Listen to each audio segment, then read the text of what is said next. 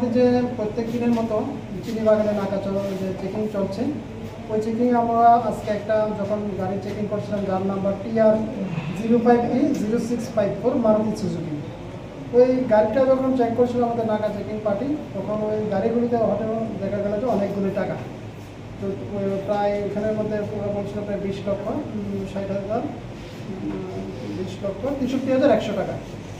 তখন আমাদের ওই টাকাগুলি নিয়ে সন্দেহ হয়, সঙ্গে সঙ্গে আমাদের সিনিয়র অথরিটি এবং ডিসিএম কন্ডাক্টর স্যারকে আমরা খবর দিই।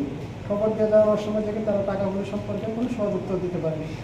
তখন সঙ্গে সঙ্গে আমরা ওই টাকাগুলি সিজ করি এবং গাড়িগুলিকে আমরা সিজ করি, এবং গাড়ির যে চালক এবং সঙ্গে যে আরেকজন সঙ্গী ছিল, গাড়ির চালকের নাম হচ্ছে অর্পণ নন্দী, আর ওনার সঙ্গে ছিল একজন সৌরভ সিনহা, দুজনকে আমরা আটক করে থানাতে নিয়ে আসি। রাত তো প্রায় এখন 12টা, তো এই যে টাকাগুলো এখন কোথায় রাখা হয়েছে?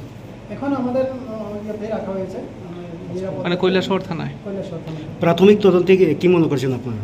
প্রাথমিক তদন্তে এখন আমরা ওদের যে বাড়ি দামছড়া পিএস এর আন্ডারে আমরা একটা মেসেজ দিয়েছি ওদের কি অ্যাক্টিভিটিস ভেরিফিকেশন করার জন্য।